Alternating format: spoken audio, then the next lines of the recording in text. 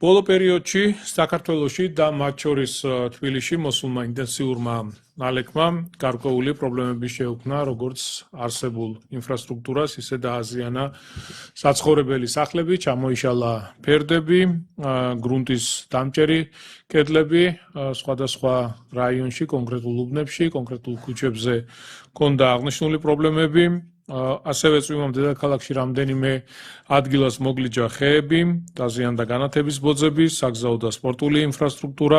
აღარ დავიწყებ ახლა დეტალურად ჩამოთვლას თუ რა პრობლემები იყო და რა პრობლემები გამოიწვია მოსულმა უხმა ნალექმა, თუმცა გამგეობები ჩვენი შესაბამისი სამსახურები პირველი დღიდან აქტიურად არიან ჩართულები.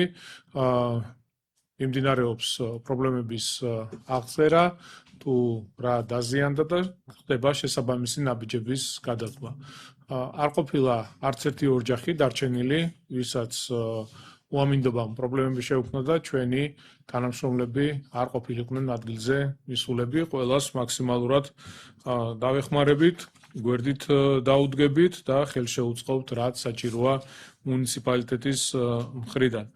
ასევე გარკვეული პრობლემები შეიქმნა იმ რეაბილიტირებულ ინფრასტრუქტურაში, რომელიც ჩვენ რამდენიმე წლის წინ განვახორციელეთ ავლაბრის მეტროსადგური მხედველობაში და ამის კადრები ფართო საზოგადოებამ იხილა. ფაქტიურად ისევ წვიმდა, როგორც გარეთ.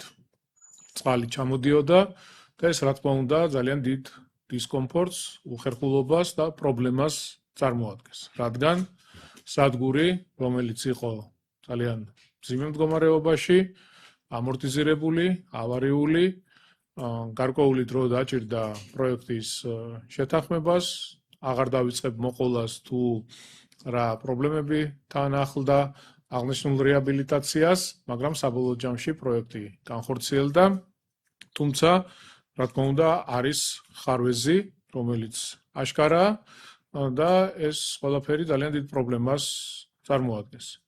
მე მინდა დავავალო ჩვენი აუდიტის სამსახურს, ასევე ჩემს მოადგილეებს, რომ დავიწყოთ მოკვლევა აღნიშნულთან დაკავშირებით, კატეგორიულად მიუღებელია ეს დამოკიდებულება. 2 წლის წინ დაახლოებით პროექტი განვახორციელეთ და საზოგადოება მიხილა რომ ფაქტიურად სადგურში ერთ კონკრეტულ მონაკვეთზე, როგორც გარეთ, ისე ჩამოდიოდა ჩვეულებრივად წყალი. ეს არ ვიცი ხა, წინასწარ არ მინდა ვისაუბრო ამ ყველაფერთან დაკავშირებით. კომპანიები, ვინც იღებს პასუხისმგებლობას სამუშაოები შეასრულოს, რა თქმა უნდა, აქ ძალიან მნიშვნელოვანია ხარისხობრივად, როგორ იქნება ეს ყველაფერი გაკეთებული. მე არ ვიცი, ვისი ბრალია კომპანიის, მიმღების, ზედამხედველის აუდიტის სამსახურს ევალება მოიკვლიოს ყველაფერი და თუ საჭიროა, გადაიდგას შემდგომი ნაბიჯები, იმიტომ რომ ეს უპასუხისმგებლო დამოკიდებულება კატეგორიულად მიუღებელია. რა თქმა უნდა, ეს გვაზიანებს ყველას, პირადად მეც. აქ კომპანიაზე არავინ არ საუბრობს ყველა მერიაზე. საუბრობს ყველა ჩვენზე, შესაბამისად ეს საქმე და ეს კონკრეტული ფაქტი ვერ დარჩება რეაგირების გარეშე. ყველამ უნდა იცოდეს, ეს იქნება ის კომპანიები, ვინც სხვადასხვა სამუშაოებს ასრულებს მუნიციპალიტეტის პროექტებზე, რომ პასუხისმგებლობა არის ძალიან მნიშვნელოვანი. ასევე ხარისხი, რომელსაც განსაკუთრებული ყურადღება ეთმობა და ყოველთვის ვამბობთ, რომ სამუშაოები კეთდება იმისთვის, რომ 10 წლებს გაუძლოს, ხო? ხა რატო ვაკეთებთ, როდესაც შევდივართ ქუჩების რეაბილიტაციაზე, ძირეულად იცვლება ყველაფერი. ამას ადრე ყურადღებას არავინ არ აქცევდა და ზუსტად 2017 წლიდან, რაც მოსახლეობის თბილისის მოსახლეობის უმრავლესობამ ხარი დაგვიჭირა და აგვირჩია დედაქალაქის მართვაში, განსაკუთრებული ყურადღება ეთმობა მიწისქვეშა კომუნიკაციებს და მიწისქვემოთ არსებული ინფრასტრუქტურის განახლებას. რატომ? იმიტომ რომ ამ ყველაფერმა უნდა გაუძლოს ათეულ წლებს. მარტო ის ხო არ არის ზედაპირულად ასფალტი შეცვალო და ამით გვარო საქმე გაკეთებულია. და ხვალზე იგივე პრობლემების წინაშე დავდგებით, გამოირეცხება ფუნდამენტი, ჩავარდება გზა. გვინდა რომ ეს ყველაფერი ძირეულად იყოს მოწესრიგებული. კი, დრო მიაქვს, გარკვეული დისკომფორტია, უფრო მეტი დრო ჭირდება სამუშაოებს, ქუჩები იკეტება, მოძრაობა იზღუდება, გადაადგილება ჭირს, მაგრამ რა ვიცი, სხვანაირად მეგობრებო, შეუძლებელია. შეუძლებელია ამ ტიპის სამუშაოების წარმოება.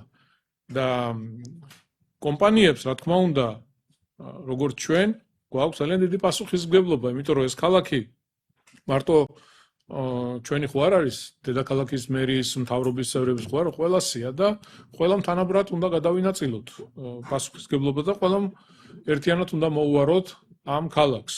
თუ აქ ცხოვრობთ ჩვენი შვილებით, ჩვენი ოჯახებით და გვინდა ყველაფერი საუკეთესო ჩვენი ულამაზესი თბილისისთვის.